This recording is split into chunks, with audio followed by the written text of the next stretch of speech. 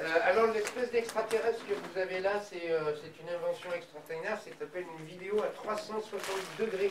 C'est super à la mode, c'est-à-dire que quand on regarde après, on peut voir tout, donc c'est-à-dire vos moindres réactions, vos moindres sourires, les bras croisés, tout ça, paf. Ça, la caméra se balade, c'est un scanner du public, la caméra. Voilà. On attend quelques retardataires qui sont à la messe, en fait, mais pour respecter ceux qui sont à l'heure, on va commencer. Voilà, merci d'être venu rejoindre Jean-Baptiste. Nous sommes en prolongation. Le spectacle devait s'arrêter en décembre et nous continuons tous les dimanches à 11 h du matin jusqu'au 26 mars. Pour une raison toute bête, c'est que si Jean-Baptiste est à 11 h du matin le dimanche, c'était pour attirer les médias sur nous.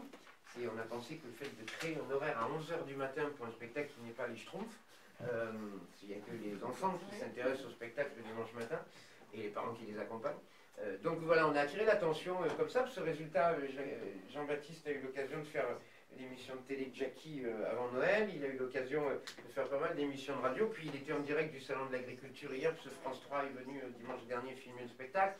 Bref, c'est en créant la thématique du dimanche 11 h du matin où vous avez gardé vos billets, un verre de Bergerac offert directement au Café Folies, avec, si vous le désirez, charcuterie, fromage et tout le machin, qu'on a attiré l'attention sur nous et sur Jean-Baptiste. C'est normal, il y a 850 one-man shows en France, et sur Paris, je crois qu'il y en a plus d'un tiers de ce que je viens de vous dire. Je crois qu'il y a 300 one-man shows. Pourquoi viendrait-on voir que Jean-Baptiste? Je vous le demande, c'est pas Gad Elmaleh. Donc on a moins de communication, si vous voulez. Voilà. Quoique Jean-Baptiste va passer sur Netflix en 2028.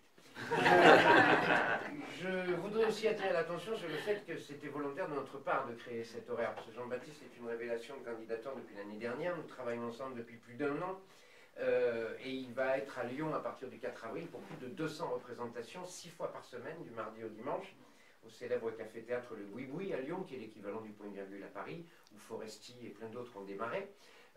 Donc on rôde un petit peu son spectacle dans le but d'une carrière qui, nous l'espérons, va décoller. Mais Jean-Baptiste n'appartient à rien.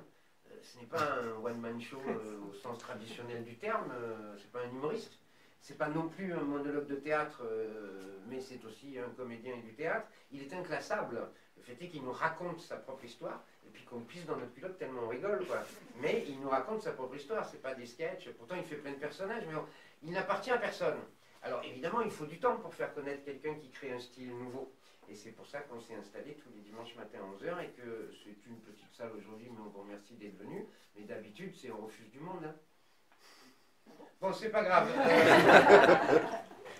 Le fait est que je pense que ce qui cause problème, c'est qu'on impose une première partie tous les dimanches. Et en plus, les premières parties que nous imposons sont nos amis personnels. Je crois que ce côté piston finit par faire chier tout Paris. Surtout que là, c'est un ami personnel de Jean-Baptiste qui va faire la première partie, qui a gagné candidateur, qui est sélectionné au vote du public, donc il va rentrer au grand concours national cette année. Et le problème, c'est qu'il est breton. Alors, comment un paysan, ex-paysan du Périgord noir peut sympathiser avec un breton, ça, je n'en ai aucune idée. Moi-même étant du Vaucluse, vous imaginez le bordel. Bon, c'est un breton dans le sens limite abruti du terme, je vous laisse en juger, parce qu'il a créé un personnage de breton, de vrai breton, quoi, voilà. Donc je vais vous demander de l'applaudir comme il se doit, puis après on se laisse embarquer par Jean-Baptiste, qui pour les besoins de la caméra, vous fait aujourd'hui une version de 4 h 15. Voilà.